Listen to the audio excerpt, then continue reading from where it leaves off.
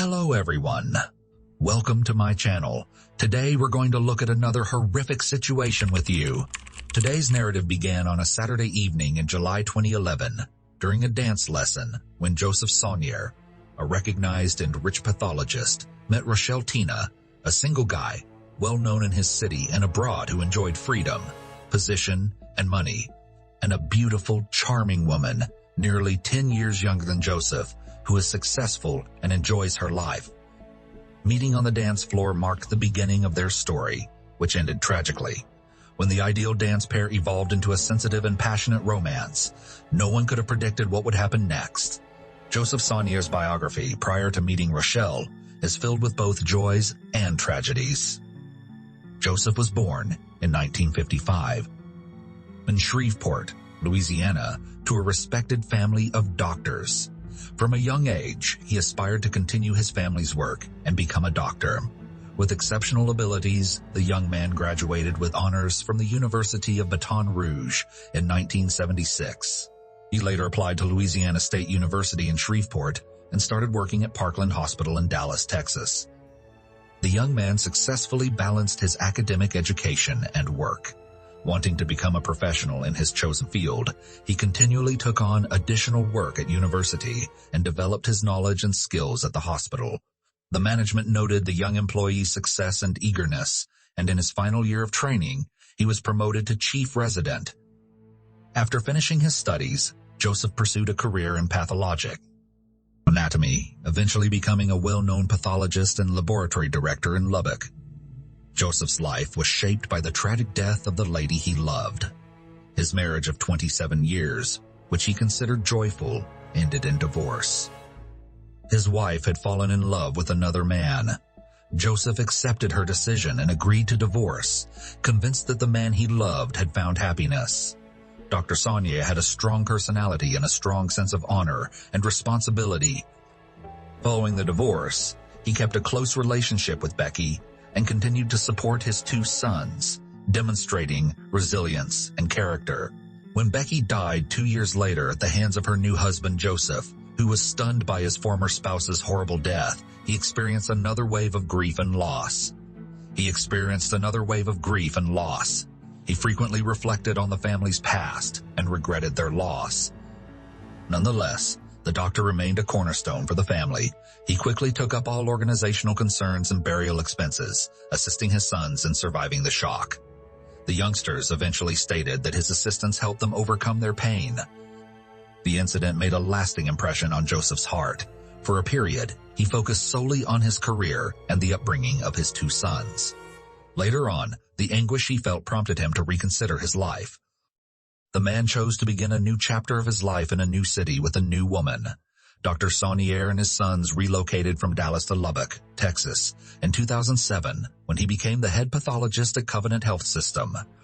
Joseph enrolled at a local dancing studio, feeling the urge to do something new to refresh himself and fill the hole inside. He appreciated the classes since they provided him with opportunities to meet new women. He also attempted but failed to form relationships with his dance partners on several occasions. Then, one lovely summer evening, Richelle Tina arrived at the dance lesson.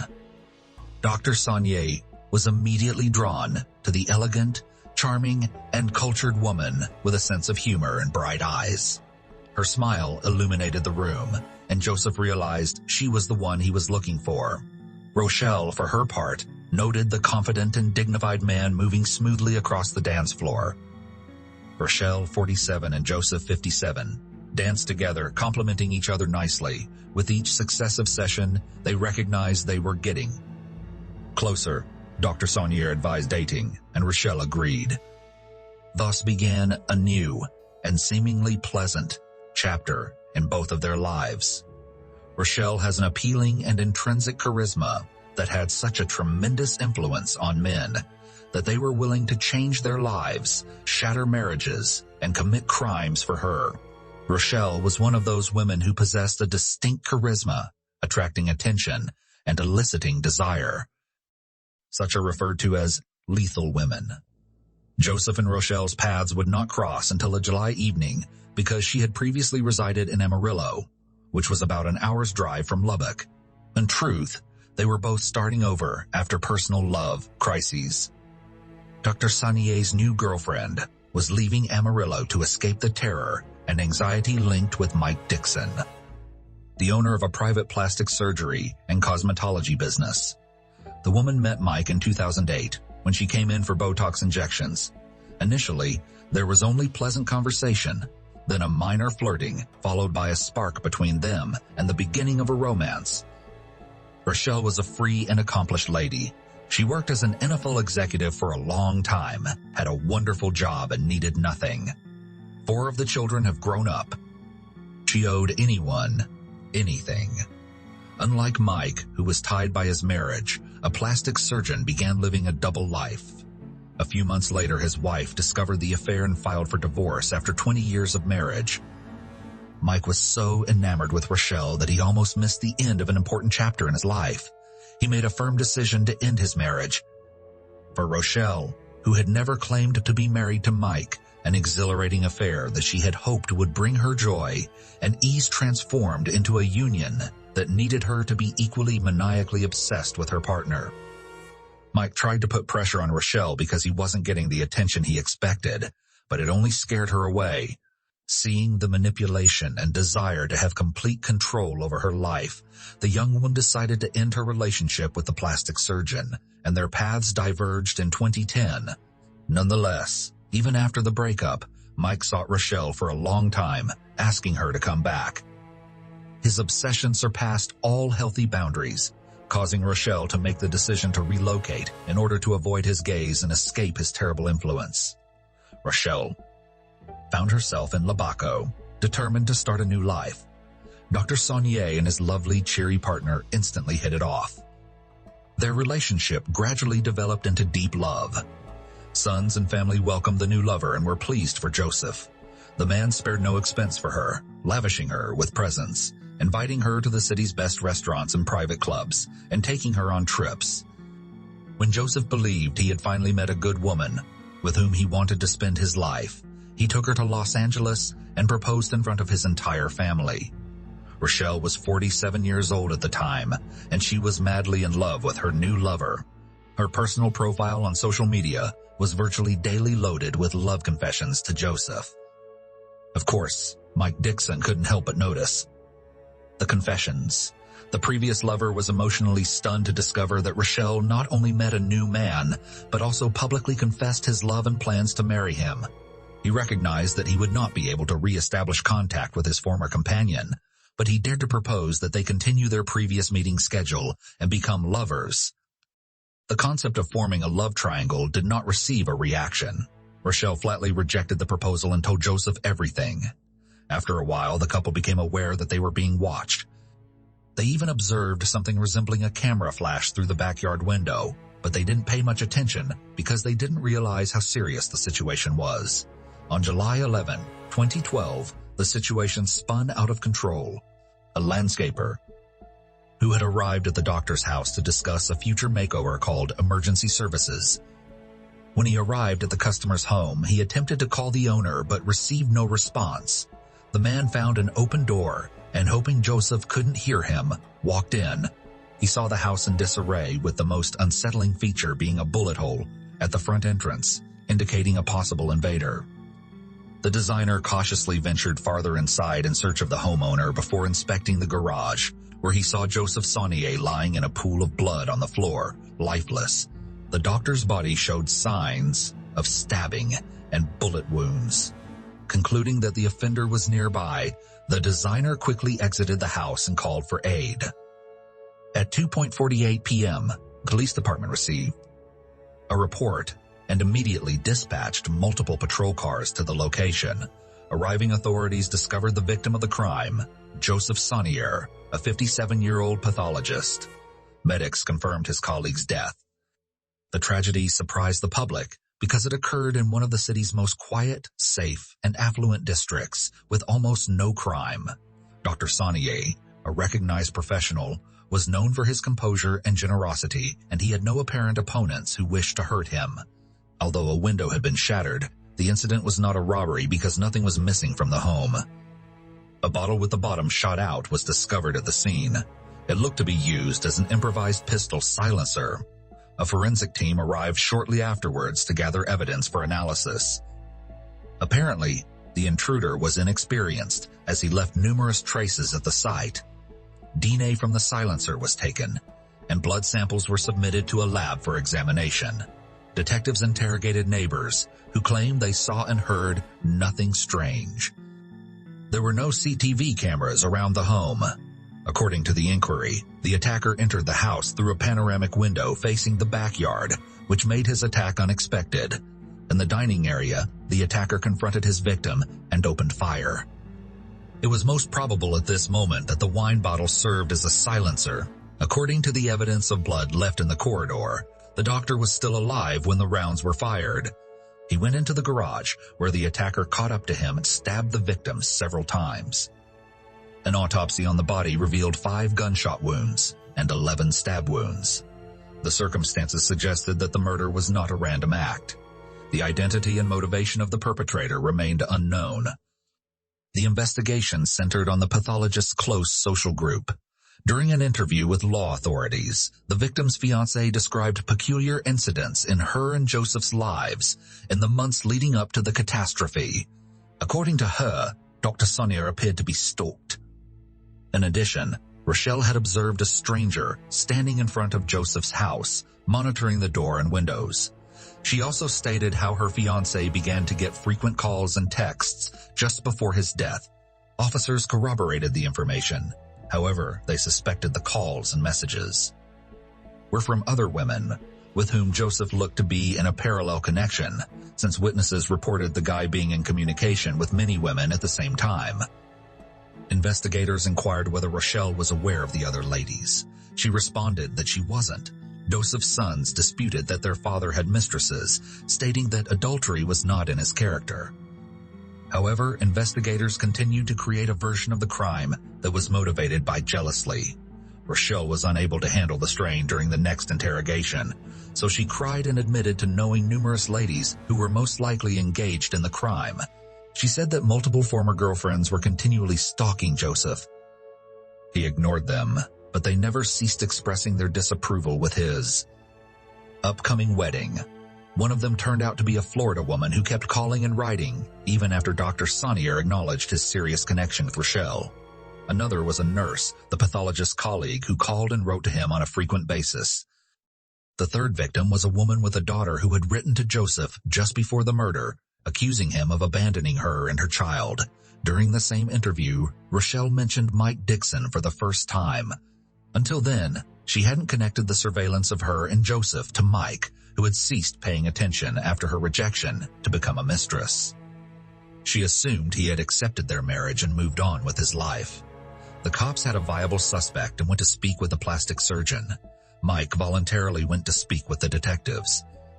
He claimed that he was genuinely in love with Richelle and had divorced his wife in order to have a future together.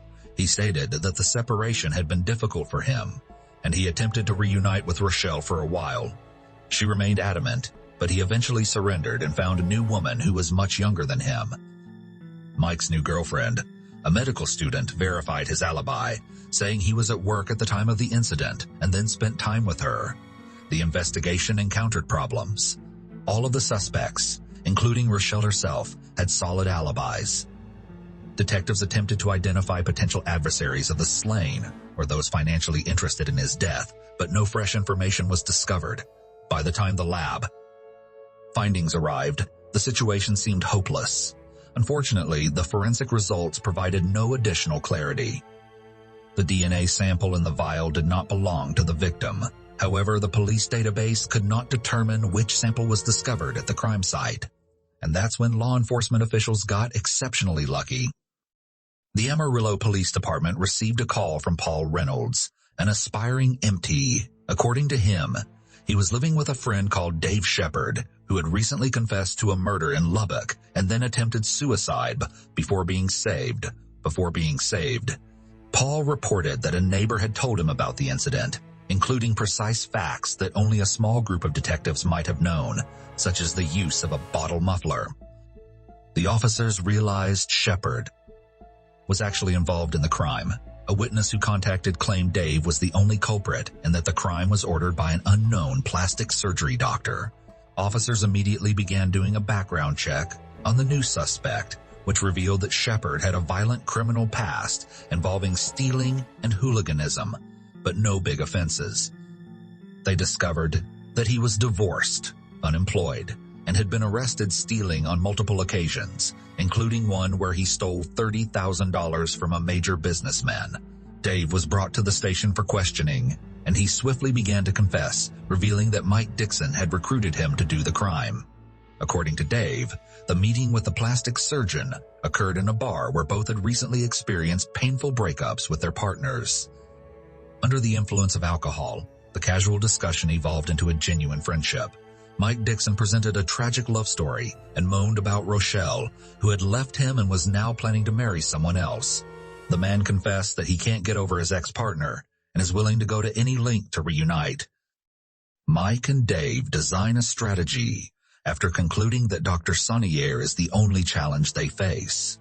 However, Dave claims that their plans did not include murder. They merely intended to disparage the pathologist in the hope that proud Richelle would abandon him and return to Mike. First and foremost, they found women who were paid handsomely, $1,000 apiece, to play the role of mistresses and pursue Sonnier. Then a letter arrived from a woman with a child, alleging that Joseph had abandoned her. Dr. Sonnier denied it repeatedly, and Richelle believed him. It also found out that the camera flash the couple had seen was actually the light from Dave's cell phone flashlight, which he drove to their house on a regular basis and used to simulate surveillance. Mike Dixon paid for each trip, including gas and other expenditures. When spying and slander failed to separate the lovers, Mike devised a bold solution. He told his pal that he planned to kill the pathologist. Dixon offered 3 silver bars worth around $10,000 as payment. Dave agreed. The hired murderer cashed in one of the bars given as a deposit at a pawn shop right away. According to Dave Shepard, when he arrived at Dr. Sonnier's house, everything became out of control. It was an inadvertent shot. I became afraid, and he began strolling down the corridor. When I recovered from the shock, I cried, "Dr. Sonnier, are you all right?" Hearing nothing back, I followed him into the garage. He was lying down, flat. I distinctly heard his final breath and bent down to check his pulse. There was no pulse. In his confession, Shepard said that he stabbed Joseph Sonnier in an illogical and dumb attempt to conceal what he termed involuntary manslaughter. I stabbed him several times. I can't recall how many times. You say I stabbed 11 times. I had Dr. Sonnier's phone in my hand and considered dialing the emergency number to seek for assistance, but I did not. Perhaps it is why, 11 times. I returned the phone, butchered the remnants, and then proceeded to Mike's to get that remaining bullion before attempting suicide. According to Dave, when he agreed to the crime, he had no idea what he was getting into, and when he found himself in front of Joseph, he knew he couldn't kill. Dr. Sonnier would still be alive if an accidental bullet hadn't killed him. Police seized the plastic surgeon the same day on accusations of first-degree murder, based on Dave's testimony and a large body of other evidence, including compromising phone calls and text messages with explicit confessions. Detectives wanted to get a confession during the initial interview, but Mike Dixon refused to admit anything and demanded an attorney. A lawsuit ensued. As part of an agreement with the prosecutor, Dave Shepard promptly pled guilty to his position as a hired criminal and surrendered his right to appeal the punishment. As a result, instead of the death penalty, he was sentenced to life without parole. Mike Dixon pled not guilty, citing only circumstantial evidence. Unexpectedly, Dave, a major witness for the prosecution, stated throughout the trial that he committed the crime on his own, with no involvement from Dixon. Under oath, he stated that the silver bars were intended for investment in a business that the two of them had planned. The jury was unable to reach a unanimous verdict. Therefore, a retrial was ordered. The second trial occurred in 2016. Dixon was found guilty of first-degree murder and condemned to life in prison with no hope of release. His lawyers filed an appeal, and the judgment was reversed. The man was released on $2 million bond, but the quest For justice continued. The prosecutor's office petitioned the state criminal court to reinstate the sentence. Otherwise, a third trial was scheduled. The prosecutor's office submitted a motion on February 11, 2019, which was granted. In April 2020, the bail was revoked and a new arrest warrant was issued. The Texas Court of Criminal Appeals overturned the lower court's decision and reinstated Mike Dixon's sentence. The judge determined that the offender must serve his life sentence without parole. Mike Dixon is currently housed in a prison in Lubbock, Texas. Dr. Joseph Sonnier joined the love triangle when he started dating Richelle in July 2011. The woman still refers to him as the main love of her life, and she laments unintentionally leading a criminal to a noble, caring, and trustworthy man. Thank you for watching, people. Please subscribe to the channel and remember to click the bell. There are many frightening stories ahead.